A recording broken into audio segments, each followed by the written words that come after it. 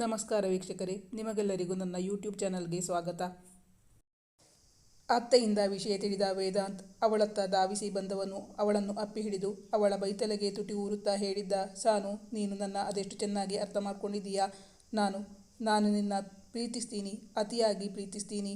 ನಿನ್ನ ಬಿಟ್ಟಿರೋಕೆ ನನ್ನ ಕೈಯಲ್ಲಿ ಈ ಜನ್ಮದಲ್ಲಿ ಮಾತ್ರವಲ್ಲ, ಏಳೇಳು ಜನ್ಮದಲ್ಲೂ ಸಾಧ್ಯವಿಲ್ಲ ಎಂದು ಹೇಳಿ ಅವಳನ್ನು ಅಪ್ಪಿ ಮುದ್ದಿಸಿದ್ದ ವೇದಾಂತ್.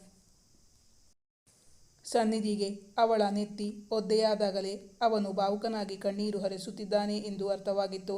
ಅವಳು ತನ್ನ ಕೈಗಳಿಂದಲೇ ಅವನ ಕಣ್ಣೀರು ತೊಳೆದು ಅವನ ಹಣೆಗೆ ಪ್ರೀತಿಯಿಂದ ಮುತ್ತಿಟ್ಟಳು. ಇಬ್ಬರು ತುಂಬ ಭಾವುಕರಾಗಿದ್ದರು ಆ ದಿನ. ತನ್ನ ಮುದ್ದಿನ ಮಡದಿ ತನ್ನನ್ನು ಬಿಟ್ಟು ಹೋಗುತ್ತಿಲ್ಲ ಎಂದು ತುಂಬ ಸಂತೋಷಗೊಂಡಿದ್ದ. ಆದರೆ ಅದು ಹೆಚ್ಚು ದಿನ ಉಳಿದಿರಲಿಲ್ಲ. ಇತ್ತೀಚೆಗೆ ಕೆಲವು ದಿನಗಳಿಂದ ವೇದಾಂತ್ಗೆ ರಾತ್ರಿ ಕೆಟ್ಟ ಕನಸುಗಳೇ ಬೀಳುತ್ತಿದ್ದವು.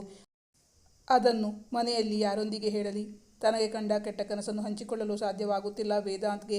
ತಾನು ಮತ್ತು ತನ್ನ ಇಬ್ಬರು ಮಕ್ಕಳು ಒಂದು ಕಡೆಯಾದರೆ ಸನ್ನಿಧಿ ತನ್ನನ್ನು ಬಿಟ್ಟು ಬಹುದೂರ ಹೊರಟು ಹೋದಂತೆ ಕನಸು ಕಂಡು ಬೆಚ್ಚಿ ಎದ್ದು ಕುಳಿತಿದ್ದ. ಆ ರಾತ್ರಿ ಪೂರ್ತಿ ಎಚ್ಚರವಾದ ಬಳಿಕ ತಾನು ಕಾಣುತ್ತಿರುವುದು ಕನಸು ಎಂದು ಅರ್ಥವಾದ ಬಳಿಕ ಅವನ ಭಯ, ಆತಂಕ ತುಸು ಕಡಿಮೆಯಾಗಿದ್ದರೂ ಮೈ ಪೂರ್ತಿ ಬೆವರಿನ ಮುದ್ದೆಯಾಗಿತ್ತು.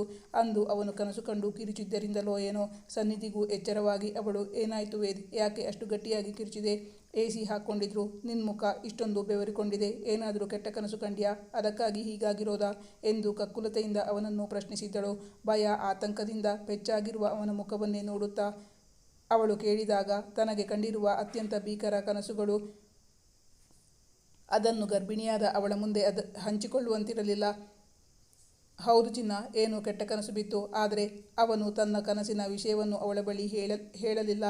ಇನ್ನೊಂದು ದಿನ ಸನ್ನಿಧಿ ಆಗಸದಲ್ಲಿ ನಕ್ಷತ್ರವಾದಂತೆ ಅಲ್ಲಿಂದಲೇ ತನ್ನನ್ನು ಮತ್ತು ಮಕ್ಕಳನ್ನು ನೋಡಿ ನಗುತ್ತಿರುವಂತೆ ಕನಸು ಕಂಡಿದ್ದ ವೇದಾಂತ್.